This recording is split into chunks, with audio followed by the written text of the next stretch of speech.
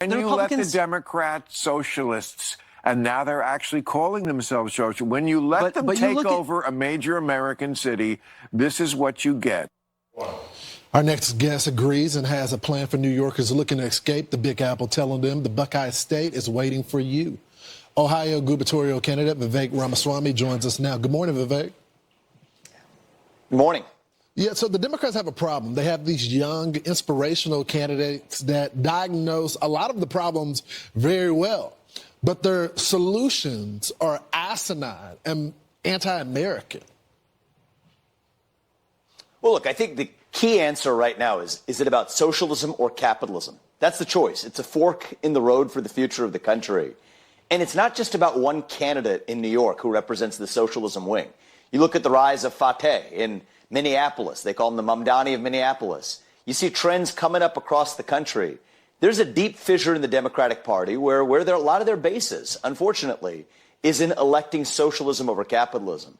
Now, my advice to Republicans across the country is this is our chance to actually offer an alternative vision, to make the case for why free enterprise, why capitalism is the best system known to the history of man to lift people up from poverty, to stand for common sense, opposing the defund the police movements that have resulted in a violent wave of crime across our cities, including even in my own home state of Ohio.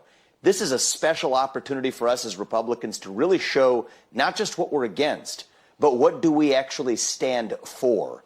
And if we nail that, the contrast could not be more evident for the next decade in our country. But Vivek, it has to be two-pronged. Yes, some people will move to Ohio, move to my home state of Texas. But there are some people, they can't move. And so the offer has to be in different states, different cities. But you also need Republicans and conservatives fighting where the war is happening, like in New York. There has to be an alternative message there, too, right?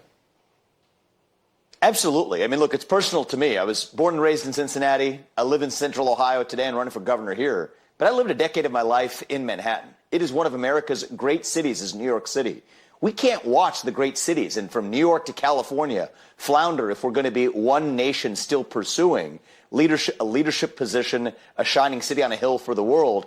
New York City is an important part of that. So I do hope a lot of New Yorkers wake up even for the sake of New York. Now that exodus, that ability to freely travel, to move to other states, is something that holds states like New York and California accountable as well. It's what our founders envisioned. That's what federalism is all about. But I do think a lot of people in New York are going to unfortunately wake up to the effects of socialism.